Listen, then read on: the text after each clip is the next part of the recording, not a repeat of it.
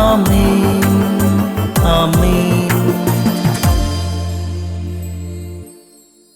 യേശുവിന്റെ ഏറ്റവും പ്രിയമുള്ള കുഞ്ഞെ, അവൻ കൈനീട്ടി അവളെ വിളിച്ചു, അവൾ ജീവനിലേക്ക് മടങ്ങി വന്നു.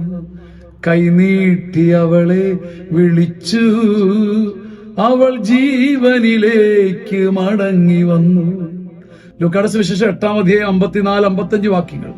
അവൻ കൈനീട്ടി അവളെ വിളിച്ചുകൊണ്ട് പറഞ്ഞു, ബാലികയെ എഴുന്നേൽക്കുക. അപ്പോൾ അവളുടെ ജീവൻ തിരിച്ചു വന്നു. ജീവൻ തിരിച്ചു വന്നു. കൈനീട്ടി വിളിക്കാൻ, കൈനീട്ടി തൊട്ട് വിളിക്കാൻ ഒരാളുണ്ടെങ്കിൽ ഇല്ലാത്ത ജീവൻ തിരിച്ചു വരും. നമുക്കെല്ലാം ഉണ്ടായ ഒരു ദൗർഭാഗ്യം, നമ്മുടെ ജീവിതത്തിന്റെ വഴികളിൽ കടന്നാക്രമിക്കാനും കടന്നു പിടിച്ച് തടയാനും മനുഷ്യരുണ്ട്. കൈനീട്ടി തൊടാൻ ഒരാളില്ല.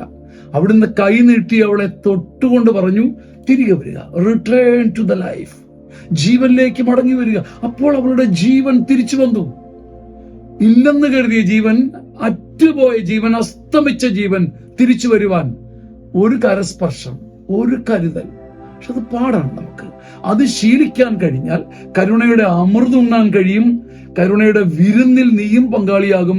കരുണയുടെ മഴ നീയും നനയും. കൈനീട്ടിത്തോട് ജീവനിലേക്ക് ആളുകളെ തിരിച്ചു കൊണ്ടുപോവാ.